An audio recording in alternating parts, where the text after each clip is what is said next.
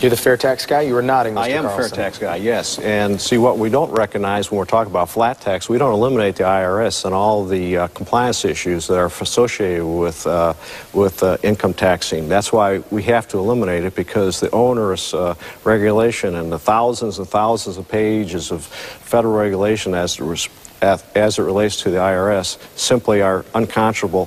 When I make my income tax return, basically I have a book-length return because I'm involved in a number of partnerships and a number of businesses, and that's simply, I have to spend thousands and thousands and thousands of dollars on compliance. It's simply not tenable.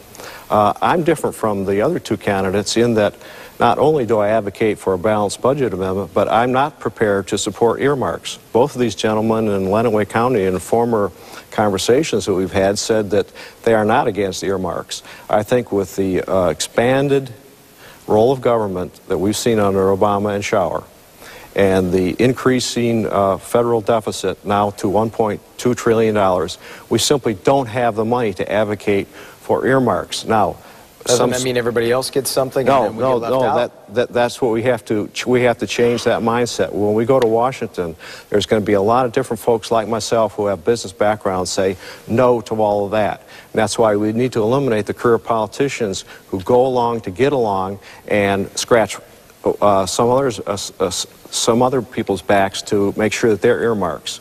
Tim Walberg, for example, he voted to allow lobster study of the to promote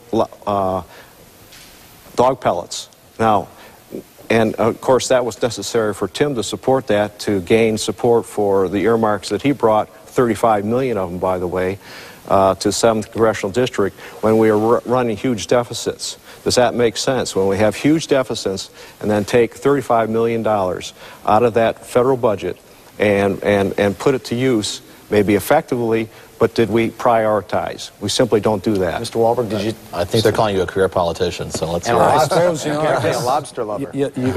Well, I do like lobster, and I think a lot of people do, except my wife.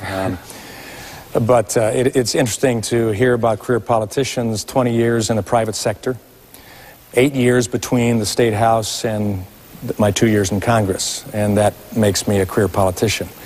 But I think, Marvin, I need to correct you. At that Adrian debate, I said that I had signed on. I don't know whether you have or not yet, but I've signed a pledge for a moratorium on earmarks. I have, Tim. And the majority of my former colleagues in the U.S. House have signed that as well, and a number of candidates.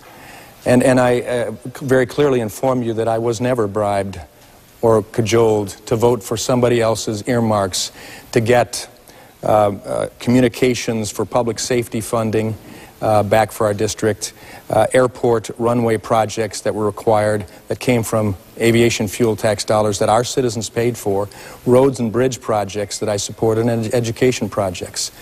We took plenty of requests from the local district, and we went through all of those and make sure, first and foremost, they didn't violate the Constitution. Second, that they weren't pork, but they were justified because our taxpayers had paid for them. In going back, I'm just going to have to commit myself more, and I think that's where the purpose of sending one who understands how to work within the system and has stood strong to the point that in doing that, Americans for Tax Reform and Dick Armey's group, the Tea Party group, has supported me. And they've looked at my voting record against spending taxpayers' money unnecessarily and spending it for appropriate reasons.